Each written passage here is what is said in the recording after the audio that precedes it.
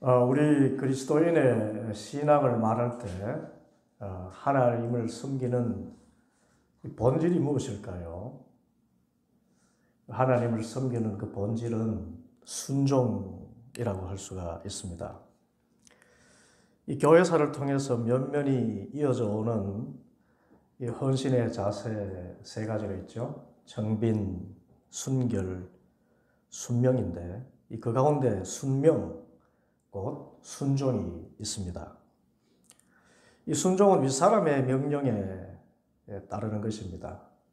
이 그리스도인에게 있어서 순종은 가장 윗분이신 하나님의 명령을 그대로 받들어 행하는 것입니다. 그런데 영적인 의미에서 순종은 하나님과 내가 정말 신실한 관계 안에 있음을 나타내는 표입니다. 여러분, 누가 누구에게 순종합니까? 이 순종과 굴복은 다르죠. 굴복은 강제력에 의해서 내키지 않는 마음에서 자신의 뜻을 굽히는 것이기 때문에 보통 모멸감이 따릅니다. 그러나 순종은 자발적입니다. 시켜서 하는 것이 아니라 기쁨과 감사로 하는 것입니다. 그만큼 명령하는 상대를 인격으로 존중하기 때문입니다. 그리고 그분의 명령은 결과적으로 나 자신에게도 유익하다는 믿음이 있기 때문에 자발적으로 순종하는 것입니다. 여기에 깊은 신뢰 관계가 전제됩니다. 순종은 곧 신뢰입니다. 하나님의 일을 하는 우리에게 있어서 순종은 하나님에 대한 전적인 신뢰에서 비롯됩니다. 그리고 하나님을 신뢰하면서 자발적인 마음으로 기쁨과 감사로 순종하면 그 하는 모든 일이 참으로 아름다운 열매를 맺습니다. 이사야 1장 19절 말씀에 너희가 즐겨 순종하면 땅에 아름다운 소산을 먹을 것이요 너희가 거절하여 배반하면 칼에 삼키리라. 순종하면 땅에 아름다운 소산을 먹게 됩니다. 더욱 귀한 것은 한 사람이 순종하면 교회 공동체 전체가 새로운 생명을 얻는 것입니다. 우리가 얻은 영원한 생명이 그것입니다. 로마서 5장 18절 말씀. 그런즉 한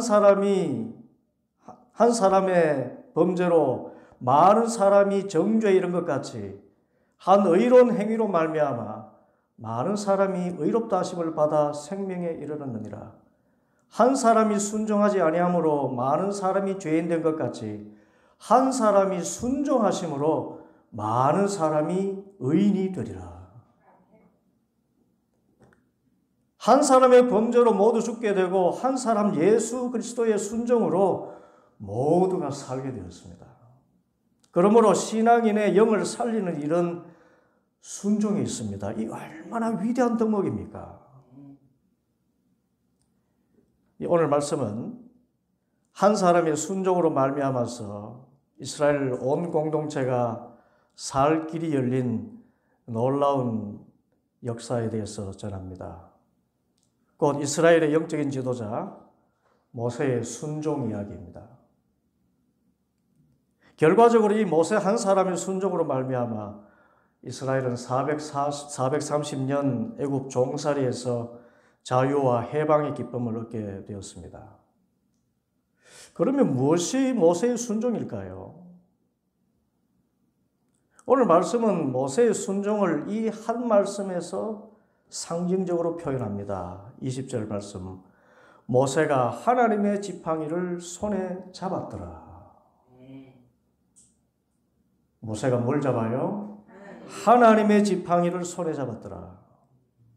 모세가 하나님의 지팡이를 손에 잡았기에 이스라엘이 해방을 얻었습니다.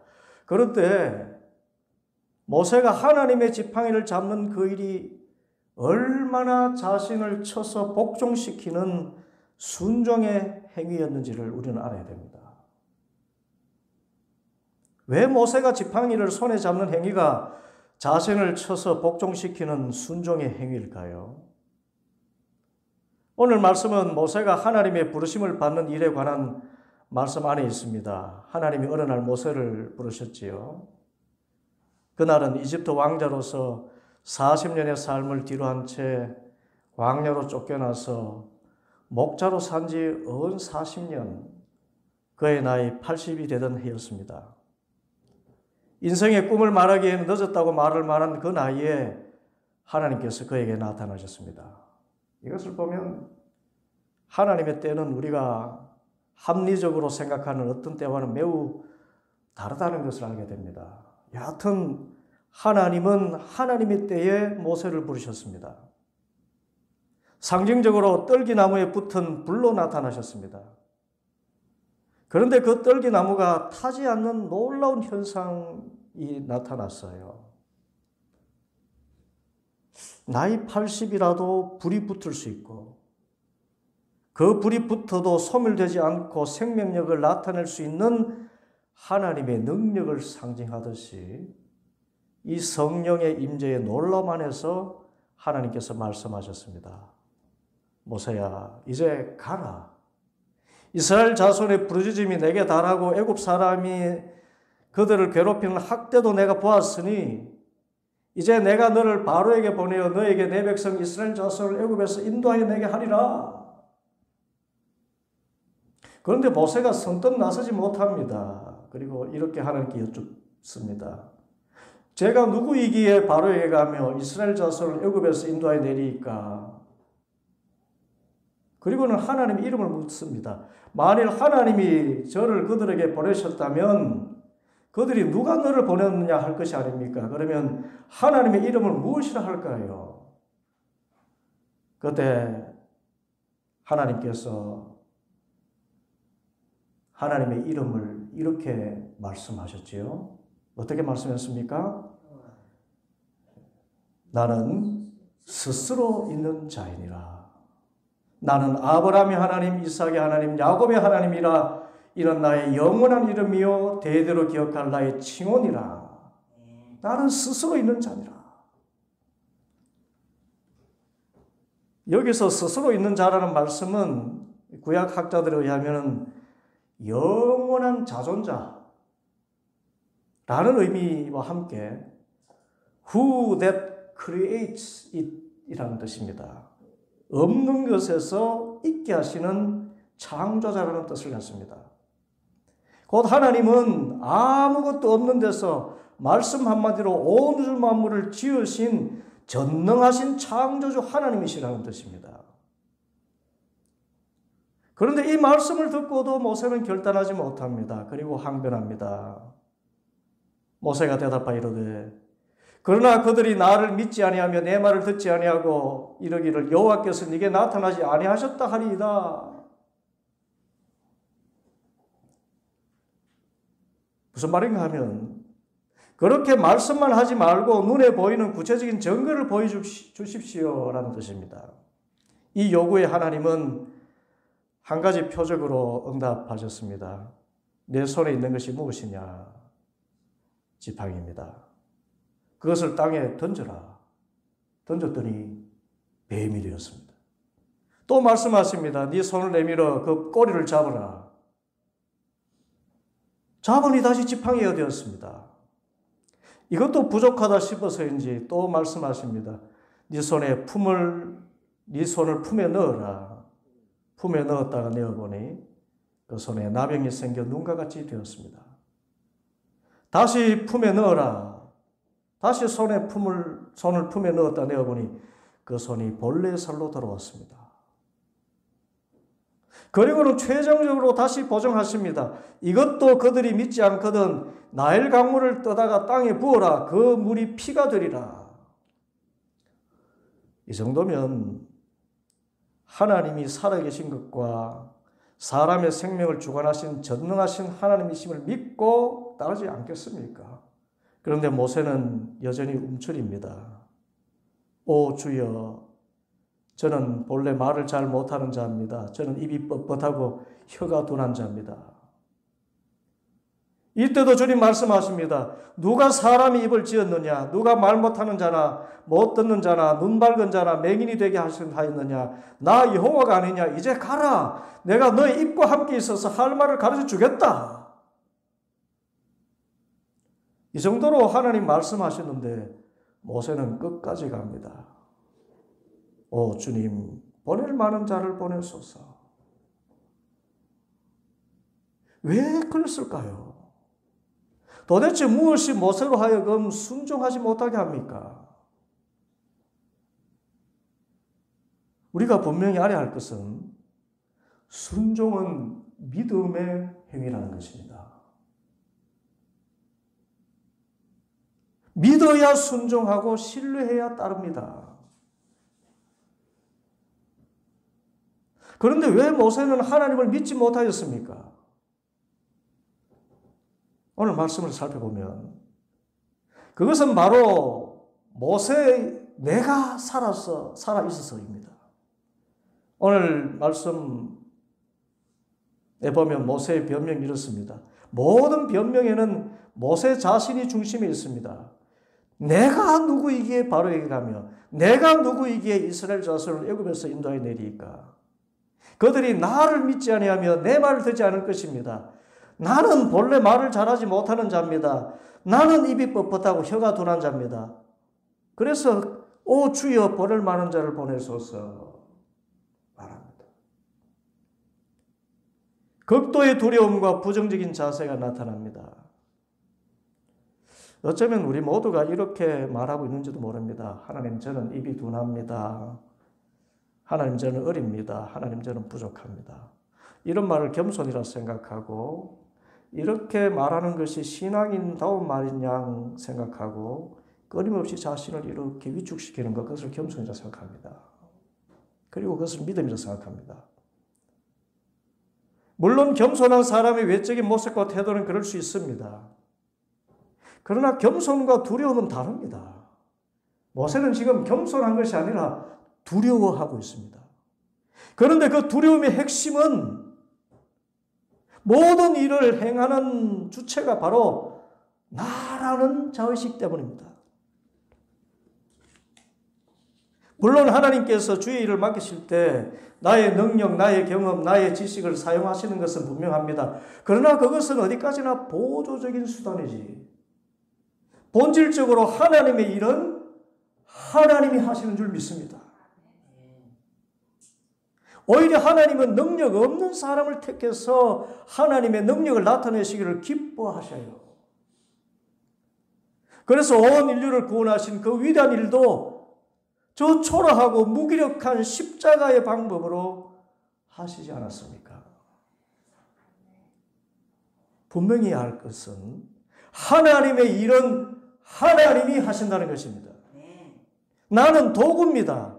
하나님이 하라고 하셨다면 그냥 하면 됩니다. 왜냐하면 하나님이 하실 일이기 때문에 나의 능력, 나의 경험을 기준으로 삼지 않고 전능하신 하나님의 능력이 나를 통해서 나타날 것을 믿고 순종하기만 하면 되기 때문입니다. 일본 선교에 관한 몇 편의 이 글을 읽었습니다. 일본만큼 선교하기 어려운 나라가 없다고 합니다. 왜냐하면 일본인들의 의식 구조가 다른 세계 사람들과 현저히 다르기 때문입니다. 그 대표적인 사고방식이 바로 수치 문화라고 합니다. 이것은 죄의식과 관련된 문화인데 일본은 죄라는 개념이 우리와는 완전히 다릅니다. 우리는 죄를 하나님 기준으로 정합니다. 하나님의 그 말씀과 또 우리의 양심을 통해서 죄라고 정하신 그것이 죄인데, 그 일본 사람들에게 있어서 죄는 사람이 기준이에요. 그것도 자신이 아닌 다른 사람입니다. 일본 사람들이 가장 두려워하는 것은 다른 사람의 눈이라고 합니다. 이것은 집단의식으로 나타납니다. 다른 사람들의 눈에서 벗어나는 것, 그 집단에서 소외되는 것이 죄요, 악입니다. 그래서 집단의 생각이 죄와 선의 기준입니다. 집단에서 소외되는 것을 극도로 수치스럽게 생각하고, 그래서 소외되지 않으려고 집단이 악한 일을 저질러도 그것을 선하게 여긴다는 것입니다. 그래서 개인 일본인은 정직하고 깨끗하지만 집단 일본인은 야만적인 제국주의 전쟁을 일으키고도 전혀 반성할 줄 모르는 정직하지 못한 집단이 되고 만 것입니다. 이 얼마나 안타까운 일입니까? 우리는 하나님의 피조물입니다. 다른 사람이 나를 어떻게 보느냐가 아니라 하나님의 말씀이 선과 악의 기준입니다. 내가 기준이 아니라 하나님의 능력이 기준입니다. 이 얼마나 감사한 일입니까? 하나님께서 하라 하시면 그냥 하면 되고, 하지 말라고 하시면 하지 않으면 됩니다. 그러므로 우리의 삶에 기적이 나타나기 위해서 우리가 할 일은 그저 순종하는 것입니다. 지팡이를 잡아라 하면 잡으면 되는 것입니다. 그렇게 지팡이를 잡으면 뱀이 되고, 뱀을 잡으면 다시 지팡이가 됩니다. 그런데 내 자아가 요동칩니다. 어떻게 뱀의 꼬리를 잡으라 하십니까? 뱀은 머리를 잡아야 하지 않습니까? 그렇게 나라는 자아가 그렇게 외칩니다. 여러분, 신앙인에게 가장 해로운 말이 무엇인지 아십니까? 그것은 바로 내 생각에는 이라는 말입니다. In my opinion. 이보다 위험한 생각이 없고, 이보다 하나님의 말씀을 불순종하게 하는 일이 없습니다. 이보다 믿음을 연약하게 하는 일이 없습니다. 내 생각과 내 판단 기준을 하나님의 말씀에 보다 앞세우면 하나님의 일을 하기는 고사하고 낭패와 실망을 겪게 됩니다. 여러분, 우리 믿음은 다름 아닌 순종입니다.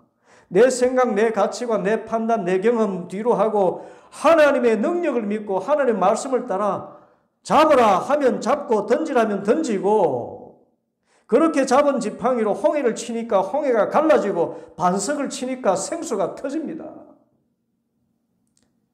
그래서 하나님은 자신의 경험을 앞세우고 변명하는 모세에게 하나님의 일은 하나님이 하신다는 것을 계속 강조하십니다. 12절 말씀, 반드시 내가 너와 함께 있으리라. 누가 사람의 입을 지었느냐? 나 여호와가 아니냐? 이제 가라. 내가 내 입과 함께 있어서 할 말을 가르치리라. 내가 하겠다. 그런데도 모세는 순종하지 못합니다. 오 주여, 보낼 만한 자를 보내소서. 그러자 하나님께서 분노하십니다. 여러분, 왜 분노하십니까? 하나님의 말씀에 불순종하는 것은 하나님을 믿지 않는 것이기 때문입니다.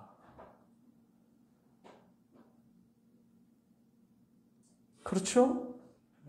불순종은 신뢰하지 않기 때문에 불순종하는 거예요. 하나님이 이런 일을 할 수 있을까? 이렇게 불순종하는데도 불구하고 사랑이 무한하신 하나님은 모세를 택하셨기 때문에 계속해서 설득하시는데, 이번에는 이런 대안을 제시하십니다. 14절부터 보면, 내 형 아론이 있지 아니하냐? 그의 말 잘함을 내가 아노라. 너는 그에게 말하고 그 입에 말을 주라. 내가 내 입과 그 입과 입에 함께 있어서 너의 행할 일을 가르치리라. 그가 너를 대신하여 백성에게 말할 것이니 그는 내 입을 대신할 것이요 너는 그에게 하나님같이 되리라. 아론이 모세의 말을 엄중하게 듣고 전할 수 있도록 하나님의 사람으로서의 권세를 주시겠다는 약속입니다. 이 말씀을 듣고는 두려움이 사라졌는지 모세는 드디어 하나님의 말씀에 순종합니다. 그리고 마침내 하나님의 지팡이를 손에 잡고 이집트로 향합니다. 20절은 정말 감동적인 말씀입니다. 모세가 그 아내와 아들들을 나귀에 태우고 애굽으로 돌아가는데 하나님의 지팡이를 손에 잡았더라. 그런데 이 사건을 통해서 우리가 알아야 될 것은, 하나님의 말씀은 믿고 즉시 순종하는 것이 유익하다는 것입니다. 어떤 의미에서는 변명은 불순종이지요. 그리고 불순종은 하나님을 믿지 않는 것이기 때문에 하나님은 즉시 순종하는 자를 더 사랑하시고 영적으로도 더 큰 유익을 얻도록 하십니다. 반대로 자꾸 변명하고 불순종 거듭하면 순종하는 다른 사람에게 그 일을 맡기시고 내가 받을 영광과 유익을 그 사람이 얻도록 하십니다. 뿐만 아니라 반복된 불순종 끝에 순종했다 하면 순종을 했더라도 그만큼 영적으로 현실적으로 손해를 볼 수도 있습니다.